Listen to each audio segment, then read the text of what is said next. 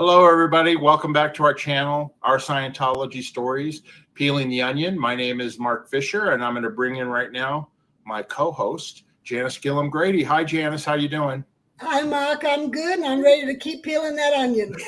Okay, great. We want to thank everybody that subscribed to our channel.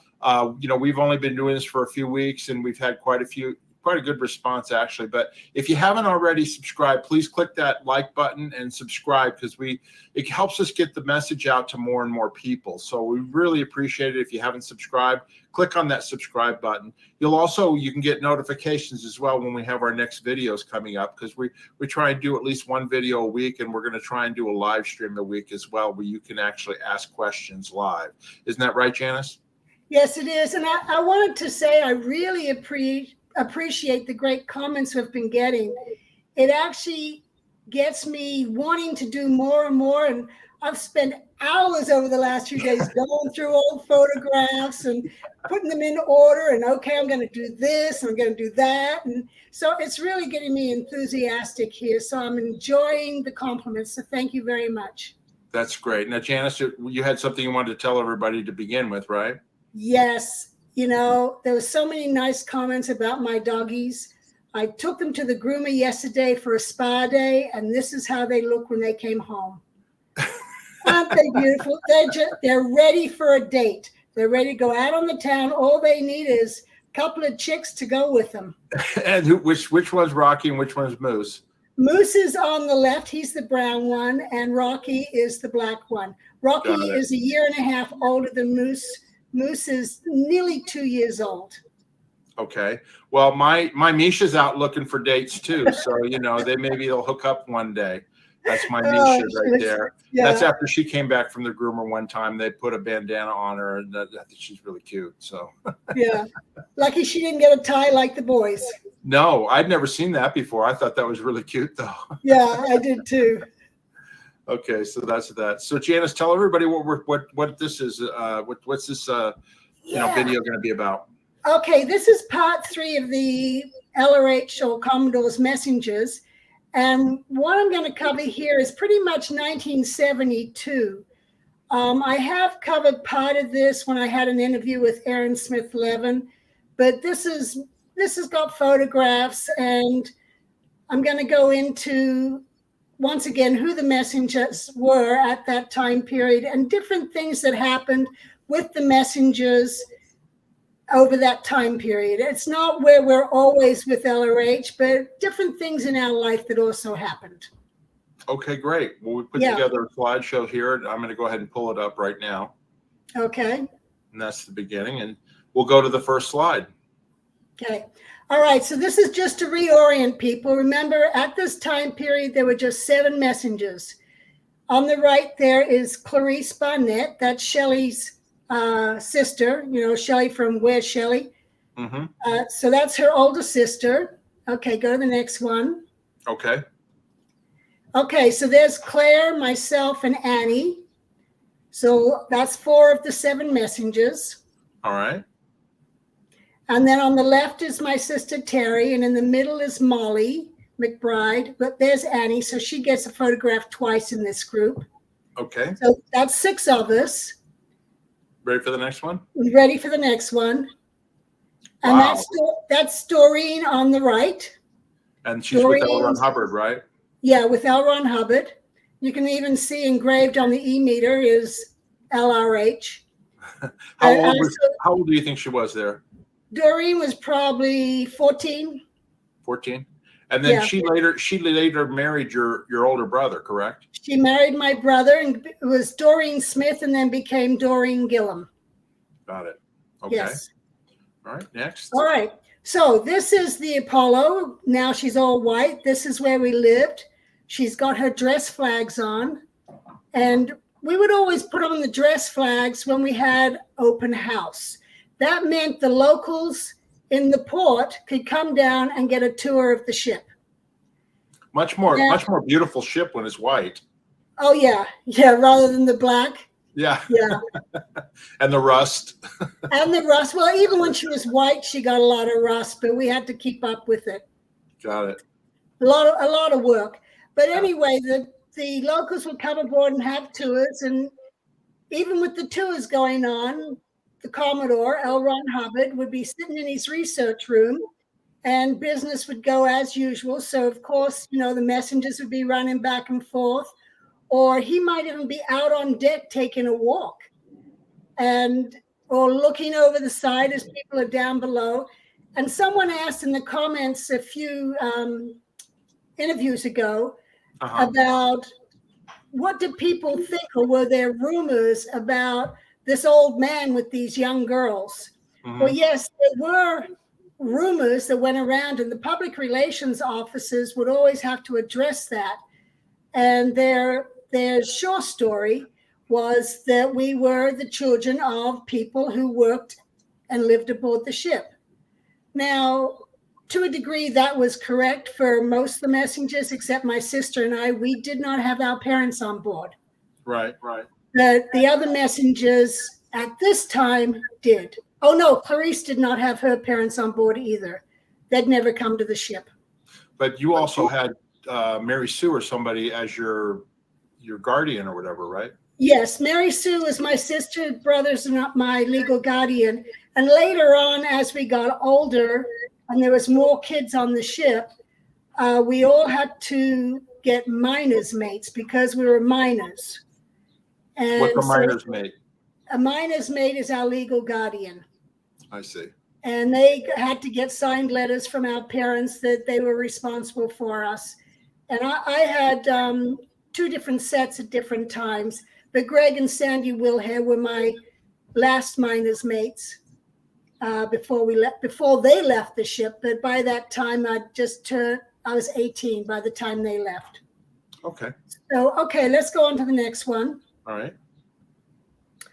right, so this is Morocco. We spent a lot of time in Morocco from 1969 until 1972, December 1972. And as you can see, at the very top of Morocco, the tip is Tangier. And that's right at the opening of the Straits of Gibraltar, leading into the Mediterranean or coming out into the Atlantic. So that was a very busy port then, I guess, right? Yes, it was a very busy port.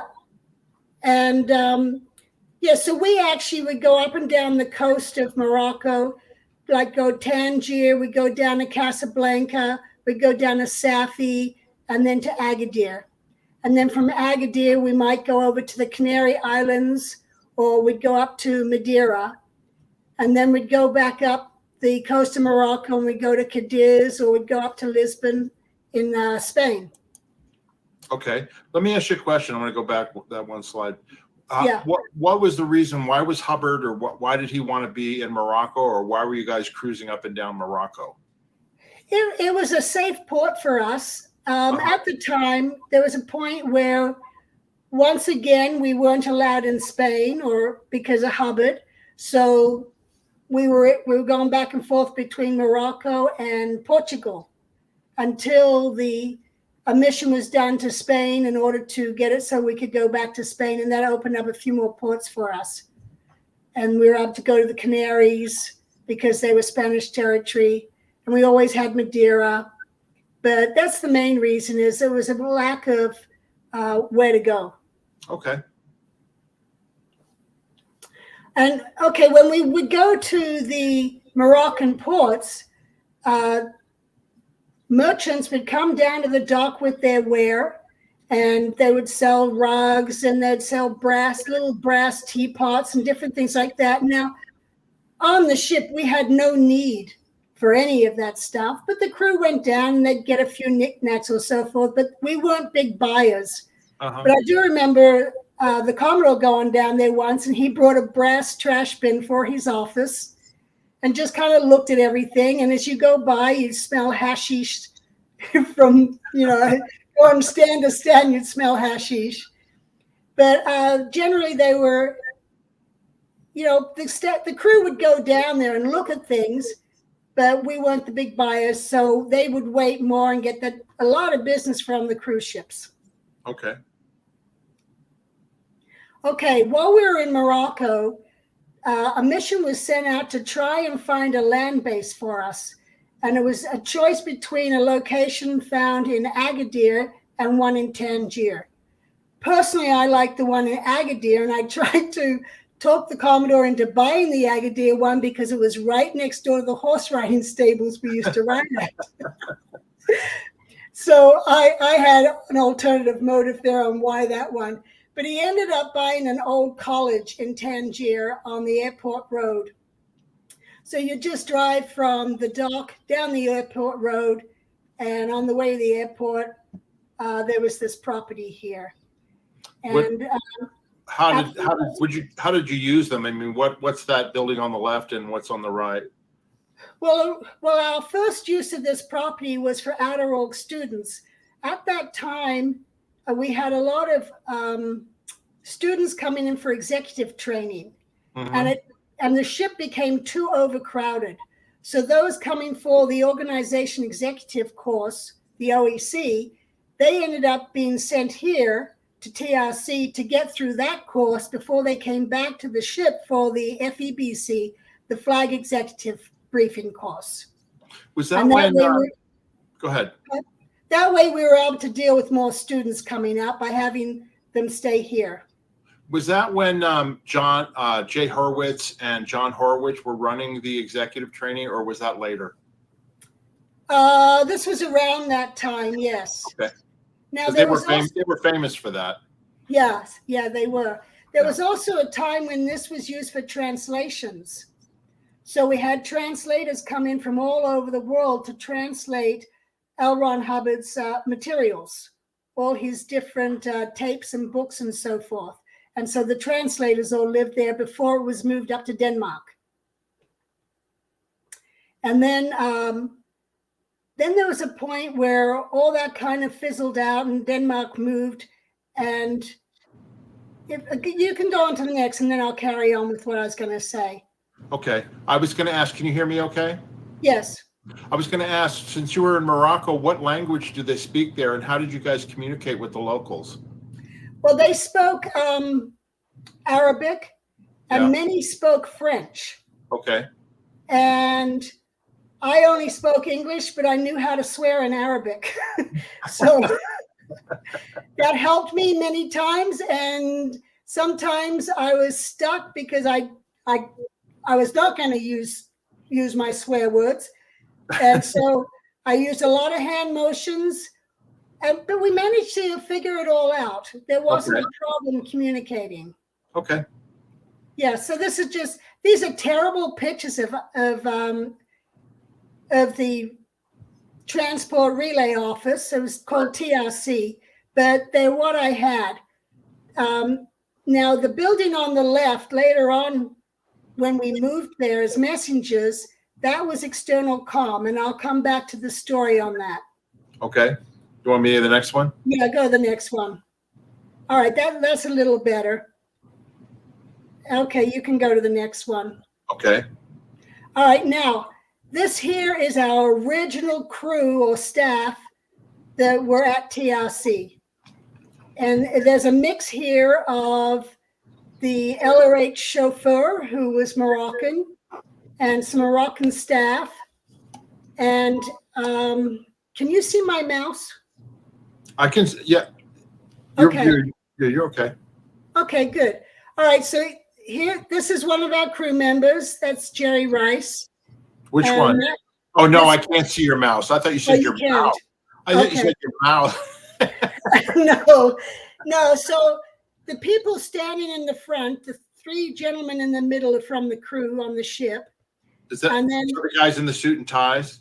Yes. Okay. In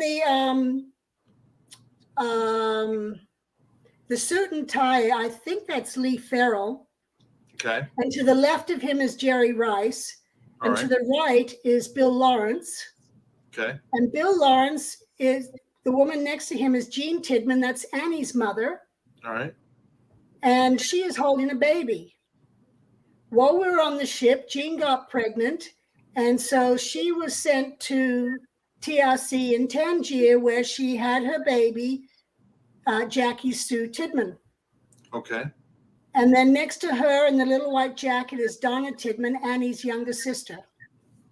Annie Broka's younger sister. How many sisters did she have? Because she had Nancy too, right? She had an older sister, Janis, and then Nancy, and then Annie, and then Donna, and then Jackie Sue. Wow. Yeah. Okay. And then standing up on the ledge there on the right, that is Muhammad. He was the LRH chauffeur. Okay, I thought he was like 8 feet tall. Yeah, no. We would, when we'd get to certain ports, the cranes would take LRH's cars off the ship. He had a yellow Pontiac, he had a Land Rover, and we had Mary Sue's Mini Minor. And so Muhammad used to drive him around in the Pontiac when we were in Tangier. And then next to Muhammad in the front there on the right, his name is Lady. And his uncle was Colonel Alam. Colonel Alam was one of our closest allies in Morocco. And he was active military at the time. And after we left Morocco, we found out he got killed in the Sahara Desert War that Morocco was fighting later on in the 70s, late 70s. Wow. But anyway, Lady worked for us doing public relations. Okay. Okay. Next one. Yep. All right, so this is just another picture of Jean Tidman with Jackie Sue in her lap. And they're in one of the college rooms that became external comm. External comm is external communications, right? That's where how they communicated with the other outer organizations all over the world. Yes, and this was mostly later on to just communicate with the ship from Tangier. Okay. Explain to everybody, how did the organizations, you brought up a good point, like how would they communicate? Like the ship would be at sea or it would be at a port. How would they get communications to and from the ship? All the communications from the organizations went to what were called flag liaison officers in the different continents. So there was one at St. Hill in England. There was one in Denmark for all of Europe. There was one on the east coast of the US, one on the west coast of the US, and one down in Australia. And so all those officers would get communications from the Scientology churches that are local. They'd all go to their continental office. Then the continental officers would relay everything to a flag relay unit, which was usually in Madrid, in Spain, and all packages and boxes and telexes all went into the MEA, which was the Madrid office. Okay. And then from Madrid, they knew where we were going. And so when we would arrive in a port, our external comm on the ship would go ashore, telephone them, and then get all the telexes relayed, and all the mail would be sent on the next flight out. Right. Now, this was obviously this is before the internet. This is before cell phones. So this is the way people communicated back in that day. So you're saying like the other liaison relay offices in Australia, Europe, America, whatever, they didn't know where the ship was. But by getting everything to Madrid, Madrid would know where it was, and then they'd be able to forward it to the Apollo? Yes. Okay. Yes. All right, good. Yeah, my first position when I joined the Sea Organization was in external comm, external communications, in Clearwater. And right. In those days, we still were, we would get mail packs every day. I mean, and they would be shipped, air freight. They would go overnight on airplanes and arrive in Clearwater. And then the same thing, we had telexes, and telex machines are similar to telegrams, right? But basically they had these machines that went and they would print out the communications from all over the world. Now, when we were in Clearwater, of course, there was no secrecy about where the ship was, but these telexes would go, every organization had a telex machine to both send and receive traffic from international management or LRH or whoever. And then they would all come to external communications or external comm. And then we would print out the telexes, and then we would deliver them to the people so that they could be responded to. And in those days, that was the fastest way to communicate rather than making phone calls, which were very expensive in those days. Right. Well, our telex machines in those days, you would sit there and you'd type up all the telexes and you type them onto these little yellow strips and little holes. Paper tape, yeah. Yeah, with ticker tape. Little holes be created for each word of the alphabet. And so you could have like 1,000 feet of these, and that's what you take ashore with you, because you do it all on board, and then you're not stuck ashore trying to retype everything. You just run that ticker tape through the machine, and it just relays everything to the other end. Yeah, and then the other funny thing, now since we're on external comm, I was going to say, we also had a code book, so that if something was sent secret or whatever that they wanted to code, they would use different code words, and then we had these code books to basically translate the message into what they were trying to say. I remember that. That was actually pretty funny.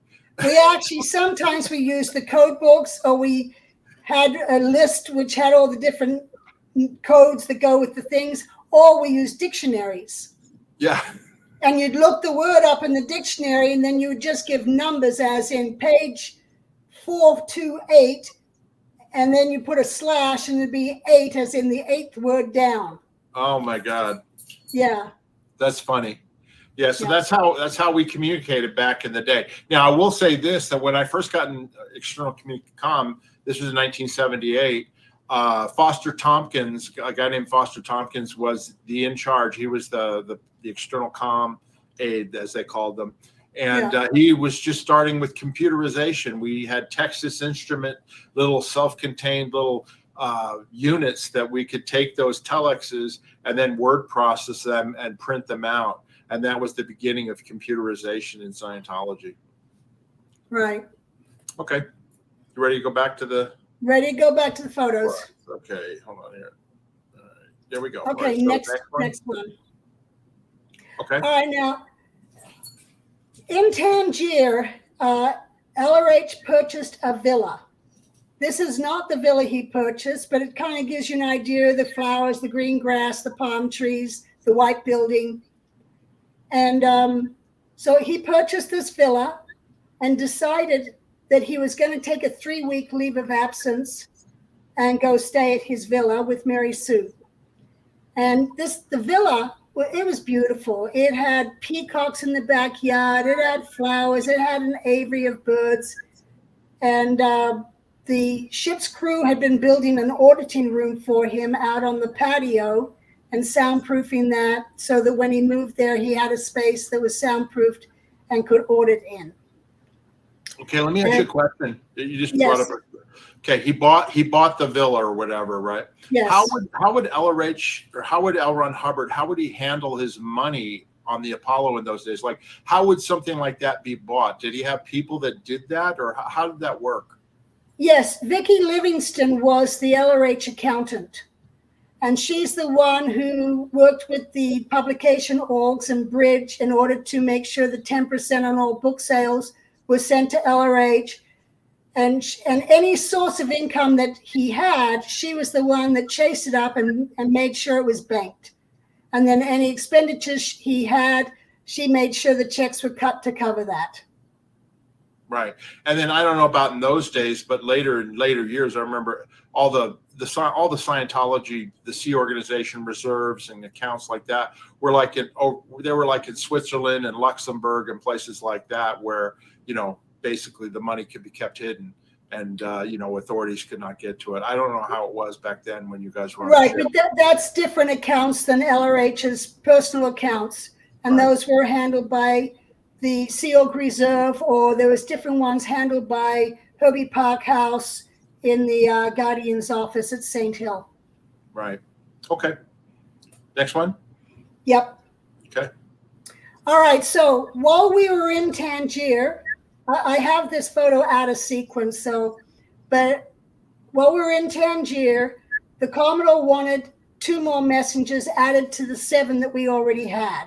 Mm-hmm. So Diana Riesdorf, or everyone knew her as Dee Dee, she had been on the ship, and she'd been an assistant Commodore steward on the ship. So she'd been around LRH a long time, and we wanted to get her in as a messenger because she worked real well with him. So Dee Dee was called for from the ship.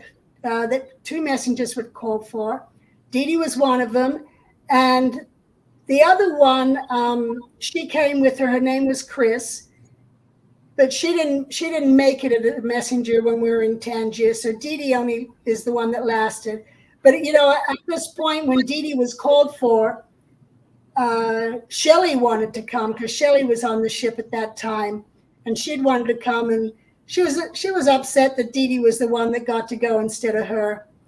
But she did get to work later on with LRH when we get back with him in 73. Well, who's that on the right? On the right, that's David Rousseau. He became a messenger later on in late 73. But he'd been on the ship the whole time. He came on board in 1968. Okay. Now, Dee Dee Riesdorf, by the way, on down the line, like this is when she first became a messenger, but she eventually became the commanding officer of the Commodores Messenger org. Isn't that right? Yes, that was in the 1980s. Yeah. And she was in charge for several years. She was in charge for several years. Yes, and she's also one of the messengers that when LRH left in July of 1977, she went with him to Sparks, Nevada, which is a whole nother interview story that I'll cover later on. Yeah. Okay. Next one. Yep. All right. This is the bridge to Lisbon. You mean it's not the Golden Gate Bridge in San Francisco? No. Anyway, we used to always look forward to going under the bridge in Lisbon and just being in Lisbon because we got fresh fruit and vegetables. We got real milk. It was just a pleasure to go there after being in Morocco where they weren't Europeanized. Right. So this is Lisbon, Portugal, right? Portugal. Yes, Lisbon, Portugal. Yeah. Okay, so now this is a picture of, this is Ian Waxler. Ian was the Commodore's cook. And we're going to be talking with him in a few weeks up the road here about what LRH ate and what he liked and so forth. But I put this here to remind me of a story with the messengers or the middies, as I cover in an earlier interview. We were also referred to as the middies because most of us, or half of us, had the rank of midshipman. Claire, Terry, myself, and Annie, we were all midshipmen. Suzette was a midshipman, and Nancy Tidman was a midshipman. So 6 of us younger teenagers were midshipmen, so we were called the middies. Now, behind Ian in this photo is a couple of submarines. I see them. They're right there over his left shoulder. I see that. Yes, yeah. So a story that I thought people would enjoy was there was a U.S. Navy ship docked behind us. And so, of course, us girls go up on the poop deck, which is where Ian is. And we're kind of pretending we don't even notice that the ship is there. But they start throwing nuts and bolts at us to get our attention. Does? Who? The U.S. Navy boys. The sailors. The sailors. They start throwing nuts and bolts at us to get our attention. So one of us runs down to the engine room and gets some rusty old nuts and bolts and brings them back up, and we start throwing them back. Well, then at dinner time, we decide we're going to go for a walk on the dock past the Navy ship. So we actually go up on the seawall. So we're not right in front of the ship, but we're on the seawall, and we go past, and then we sit down and we're just kind of talking, sitting in front of the ship. And they start throwing potatoes at us. So we start throwing potatoes back. Were they Theta potatoes? Yeah, Theta potatoes. Anyway, their admiral is coming back, and they're like singing us, "Stop, stop!" So we'd stop throwing potatoes at them. So we just calmly sit there while the admiral gets out and goes back aboard, and then the potato fight starts up again. Well, then Captain Bill comes by. Yeah. And he sees us throwing potatoes, and we're now signaling them, stop, stop. And they're still throwing potatoes at us. So it's now time to go back on board, and we go back on board, and we're told we need to report to ethics. And we're like, why? Well, because you were throwing potatoes at the U.S. Navy. Incoming! Anyway, so we ended up getting restricted to the ship. The quartermaster was told not to let us off the ship while the U.S. Navy was in town because we were throwing potatoes at them. Oh, my God, that's funny. Anyway, so I then mentioned to the Commodore when I was on watch that night, I told him that we had a potato fight with the U.S. Navy, and the port captain's office went to ethics and wanted us restricted to the ship for doing that. Well, then I got to run a message down to HCO, to the ethics officer, saying, nobody restricts my messages to the ship. They're better public relations than what we have in the port captain's office. So the next day we went down there, and we actually sat on the dock, and across from us was, these boys were like 18 years old, and we're like right. 15, 16. Yeah. And so we sat on the dock, they sat on their ship, we all just talked. And then one of them says, oh, you guys don't see any of the latest films? And we're like, no. We have to wait till we go to Lisbon and watch movies with subtitles. So they put together a whole projector and brought it over the ship and set it up, and we got to play U.S. movies for the crew on the aft well deck. Oh, so well, see, a good response. So you had a good public relations win. Yes, yes. You turned lemons into lemonade. Yeah. Okay. Okay, you can go the next one. All right. All right, so the ship was to go to Lisbon for dry dock. We were in Tangier. And this is the ship in dry dock. And that's the front of her. And the next picture is the back of her. And you can see we had twin propellers on either side of the rudder. And that was and there's also a rudder on the front. And that was so that she could turn in tight spaces going up and down the river. Okay. Okay, next one. All right, so we're now going to go to move ashore to Tangier for 3 weeks. The Commodore and Mary Sue are going to stay in the villa, which was called Villa Laurie.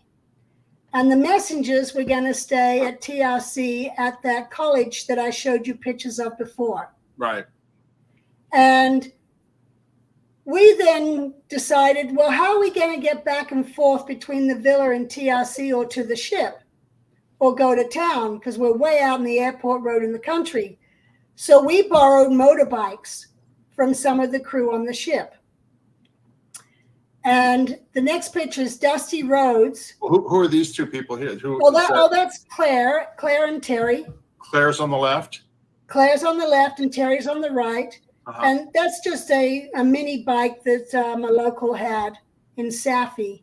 But it was to remind me of our motorbikes that the snipes, the engineers, had taught us all how to ride motorbikes. Okay. And so there's Dusty. Some people watching this. Dusty Rhodes. Some people watching this. Take me home. They will remember Dusty Rhodes from Flag at the Flag Land Base. He was there. Might even still be there as one of the NOTS auditors. Right. But anyway, Dusty let me use his bike. And it was supposed to only be for 3 weeks that we were going to be there because the ship was supposed to sail back to get us. So I borrowed his motorbike and took care of it. And other Messengers borrowed from other people. So we had motorbikes now to get around Tangier. Okay. And it was probably a stupid idea because we were crazy teenagers. But let's go on to the next photo. All right, so we would ride our motorbikes through the Casbah. And see, there's one of the clothing that they wore in the Casbah is kaftans. And when the ship left, we couldn't get duty-free cigarettes anymore. So we would go to the Casbah and we would get black market cigarettes. You guys all smoke in those days when you were teenagers? A lot of us smoked in those days. Crazy.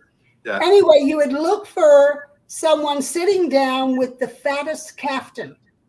And you go up to him and go, cigarettes? And they go, what brand? And then they'll be pulling out all these different brands from inside their caftans. It's kind of like a watch, like in New York City, the old thing where the guy would have a trench coat and have all the watches inside. Exactly. Want a watch? Want an old Rolex? Exactly. That's how it was in the black market cigarettes in Tangier. Got it. All right. So there's on the right is the wall of the Casbah looking down onto the dock. That dock that goes in the middle of the picture there. Mm-hmm. We normally docked at the very end, wow, which was right at the opening to the Straits of Gibraltar. Wow. But we would dock there and we would swim over the side of the ship on the side where, on the harbor side. Yeah. But on the other side, there was prongs. The dock we were attached to was like two V-shaped prongs coming out, or like a W. Okay. So the water went underneath there, and locals would come and fish there. And so as kids, we would go down the gangway at lunch or dinner time and check out and see who's caught a fish in their buckets. And they kind of seemed to appreciate that it got to a point where lunchtime I'd be looking forward to go down, and I'd sit down and they'd do a fishing line for me, and I'd throw it out and catch fish with them, and so did some of the other messengers. And we didn't keep the fish, we gave it to them. But we all looked forward to going fishing with the local Arabs that were on the dock fishing. Okay. All right, so one of the days while the ship was still in port, before they'd sailed off to Lisbon for dry dock, I was going from the ship to TRC, and I was going through the Casbah to get there. And I was right. You can come back to us now. But I was going through the Casbah on the motorbike, and Doreen was on the back. And this old lady stepped out. Well, she's probably my age now, but she stepped out, and the bolt on my front wheel hit her and the handlebar, and I couldn't stop fast enough. Anyway, I end up skidding. She spun around in a circle. Doreen flew off the back and landed on her feet, and I went into a slide along the road with my face in front of me. Anyway, I get up, turn the bike off, go over, check on her, and she's now surrounded by people, and I'm being ignored. And of course, I can't speak the language. And somehow an ambulance shows up and takes her away. And I'm standing there with a policeman who was there. And then now he's telling me to follow him. And I'm 16 years old. And Doreen and I'm like, okay, I just crashed the bike, but okay, I'll follow him. So Doreen gets on the back and we follow him, and we end up at the police station. He doesn't speak English. I don't speak French or Arabic. So I'm at the police station, and I just kept saying, Baco, Apollo. And so they understood that as the Apollo, the ship. So they somehow called the ship, and Amos Jessup shows up. And Amos was in his young 20s. This is just a picture of the Casbah, just to give an idea. But that's an older Amos, but he was maybe about 24 or something at the time. Uh-huh. And he spoke fluent French. So he showed up at the police station. And while he was there, then Lady also showed up. And so now I've got some people who are understanding what's going on, and they're getting me to write a report and translating it. And then they let Doreen go back to the college, to TRC, while I still stayed at the police station. Yeah. And Amos is saying, if you were in America, you'd be in jail for this because you hit this old lady and you hit you're hitting your horn when there's signs in the Casbah saying no horns. So I was breaking the law. So I'm like, I'm a mess. Just thinking, oh my God, what if I'm put in a prison in Morocco? Anyway, so then they wait until they get a report from the hospital and they say the old lady's fine. They put a Band-Aid on her shin and sent her home. Boy, was that a relief for me. I'll bet. Oh yeah, I could see myself in a prison there. Anyway, so yeah, I was relieved. Amos went back to the ship and lady now needed transportation back to TRC. Let me see the next picture. Okay, there's lady in the middle with the sunglasses on. Where? Yeah. Oh, the one with the hands on the side? Yeah, the hands on his hips. Okay, because I keep thinking you're saying lady, but that's the guy who you said later died in the war, right? His uncle did. His uncle Colonel Allen. Yeah. Lady, actually, after we left Tangier, a missionaire found out that he had been in prison for working for us. Wow.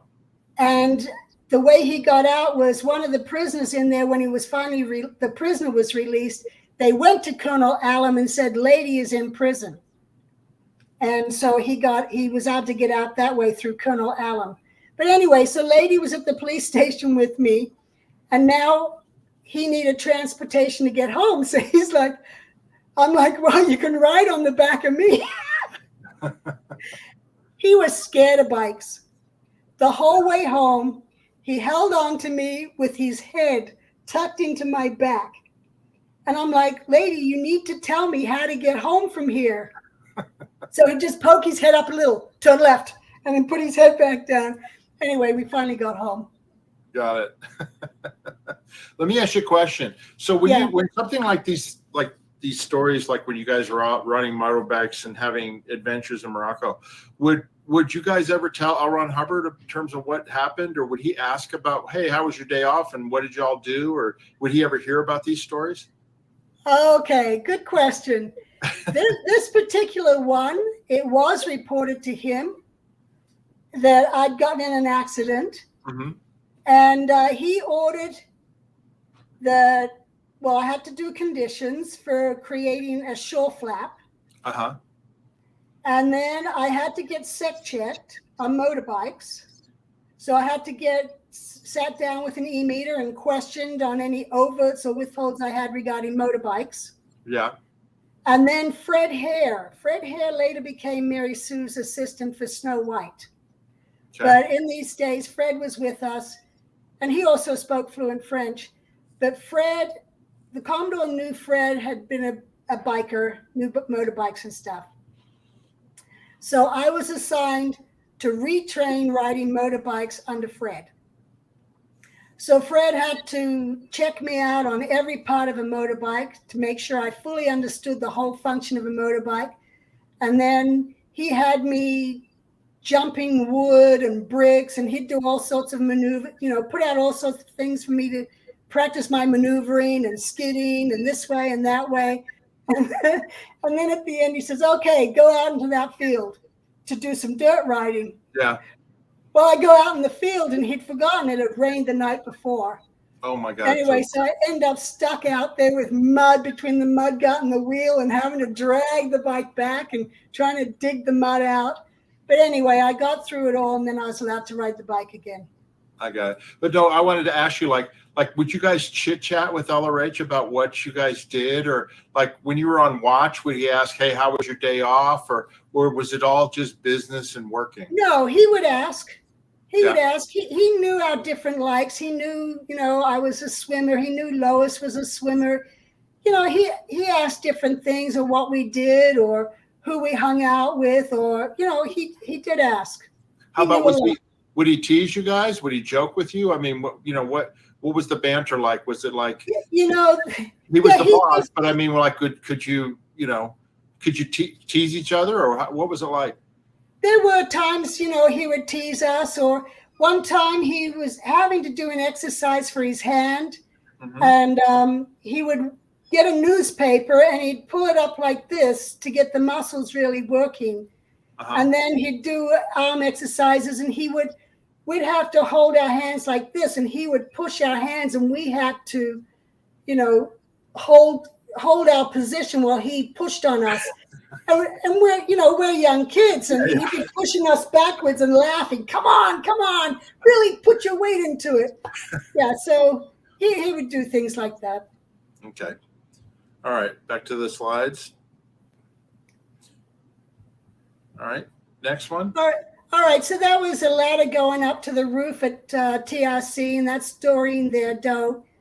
And then just to remind everybody, TRC is in Tangiers, and that's that sort of old college campus y'all bought, right? Yeah. And when we were there, we did our 6-hour watches, and we also had to do a few hours in external comm. And sometimes it got pretty boring in external comm that we would pick up the phone, and we would just pick a name out of the phone book, and we would dial it and hope that someone there spoke English. And one of the calls we made, a lady answered, and she couldn't speak English, but she got her son on the phone, and he spoke English. And he remembered us when we were talking to him, because he remembers the motorbikes riding through the Casbah. Uh-huh. And my phone's ringing. It's okay. Anyway, so he remembers the motorbikes riding through the Casbah and some of his friends throwing rocks at us as we were driving through. Now, getting rocks thrown at us on motorbikes in Morocco, that doesn't surprise me, because here we are, these 16-year-old girls riding motorbikes with not wearing veils, and we're just out there riding motorbikes. So, okay, we became a target, and kids threw rocks at us at the Casbah, and later on between the location of the villa and TRC. Uh-huh. There was a certain road. If we took that road, kids would come out and throw rocks at us. Anyway, so this kid remembered us, and his mother invited us to dinner. So 3 of us went for dinner at their house, and they had, couscous and lamb, and she put on a whole spread for us, which was wonderful. And, we made friends, but we were also out PR in that, if someone hit on me, I knew how to swear at them in Arabic to back them off. Yeah, so okay, you ready those for are the type of things we did. And there's Arthur Hubbard on the roof. That's L. Ron Hubbard's youngest son. Yes, he was there, and Quentin Hubbard was there, and Suzette Hubbard was there. Suzette was my roommate when we were there, and I remember her deciding to make cottage cheese. And it just stunk up our bathroom. It was terrible. But we had local girls. They were called, though the name Fatima is a very common name for a Arab girl. They were referred to as Fatimas, as in I guess that was for a servant girl. So we had Fatimas who would come and clean our rooms, and they cooked meals for us. And Suzette and I used to hang out with them. They would teach us how to do belly dancing, and we would show them how Americans danced, which was very. They're like, you dance with men? Wow. Yeah, but we had a good rapport with them. Yeah. And they were like the same age as us, and though we didn't speak each other's languages, we still all had our laughs together. That's cool. All right, and then I think we got one more here. All right, now at the villa, there on the right is Mary, and Mary was Mary who? Mary married Andre, who's on her left, Andre Tabayoyan. Right. So that's Andre and Mary Tabayoyan with Stuart Moreau. Okay. And hopefully we'll have Stu on our show here and do some interviews with him, because he was on the ship a long time and at many of the different locations with us. Right. Anyway, so Mary was the Commodore steward at Villa Laurie, and Andre was the Commodore's steward. Mary was the cook and Andre was the steward. And they actually lived at the villa. At the Villa Laurie, LRH was upstairs. He and Mary Sue had a room up there, and the Commodore had an office up there. And downstairs, off the kitchen, was Mary's room and Andre's, and also a room for the messengers. If we had to stay overnight, there was a room there for us to sleep. And Mary Sue's office was downstairs. Now, you ask about LRH, playing jokes with us or laughing with us and stuff. In his office, we had this copy machine, which was, it was a very wet copy machine, and it had rollers. It wasn't like the Xerox machines you had today, where everything is all encased. Yeah. Well, mostly Claire and Doreen had trouble with their long hair. Their hair would get caught in the rollers. And there they are on duty with their heads stuck down like this, having to turn off the machine and then asking the Commodore to come over and get their hair released from the rollers. That's funny.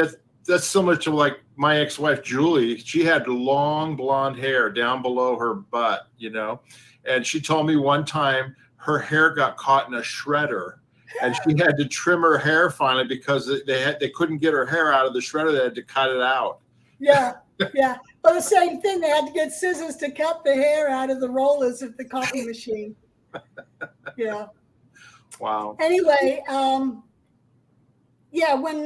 the time came for the Commodore to leave Morocco, it was Andre who drove him from Tangier to Casablanca and put him on the flight to Lisbon.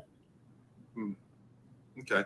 Yeah. And Andre and Mary were married for years and years and years. Unfortunately, Mary passed away a few years ago, but they were together for many, many, many years. And I know Andre really misses her. Yes, he does. Yeah. So, yeah, they had a son together, and Andre's in touch with the son. And, yeah, Mary, I think she passed away about 5 years ago or 7. Yeah. Yeah. Okay. Janis, tell everybody about this. Is your book 1. Tell everybody, what this is and what years it covers, and then I'll show book 2.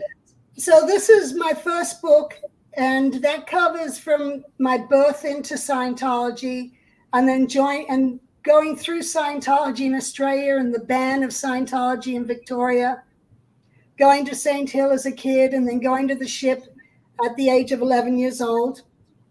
And this covers all the way through to 1971, which is earlier than that time period I just talked about in Tangier. Yeah, and there's a lot more stories than what you just told here in those books, right? Yes, yeah, a lot more. Yeah. And then book 2, that picks up in 71, and that actually talks about our experience in Tangier and, riding around Tangier on the motorbikes or the different places on the motorbikes. And it goes all the way through until we actually moved from the ship to America in October 1975. Great. So if you would interested in these books, you can order them you can see scrolling under here. You can order either one of them on Amazon. And then there's also, you've done an audio book on book 1, which also there's a link to all of these on our description of our YouTube page. And then you're going to hopefully soon do book 2 in an audio version. Isn't that right? Yeah, I got a microphone for that, and I just got to set it up and figure it all out. If someone wants to come to visit me in Vegas and help me, hey, I'm open. Okay, now I wanted to ask you the question, something that when you were talking about copier, LRH and copier, at first I thought you said a coffee machine. And that brings up a good question, because I don't know the answer to this question. Did L. Ron Hubbard, was he a coffee drinker? Like, you know how people drink coffee all day and all night? What was his beverage of choice? What did he do? You know, at one point he was drinking Sanka. Yeah. What's Sanka? And Sanka's like decaf, right? Yeah, I think, yeah. Well, I was never a coffee drinker, but he drank Sanka as his hot drink, and then later on different teas, but I don't remember him drinking coffee. Sometimes his steward would bring him hot chocolate up on the bridge on cold nights, and would stand there watching him drink his hot chocolate thinking, why didn't they bring one for us? Okay, I wondered. I had, you know, how people drink Starbucks left and right, and you know, Miscavige drank coffee all day and all night. You know, I just didn't know if Hubbard did or not. No, he smoked the cigarettes. He chain smoked cigarettes. Yeah. Now there was something else I wanted to bring up from an old question. Yeah, and that was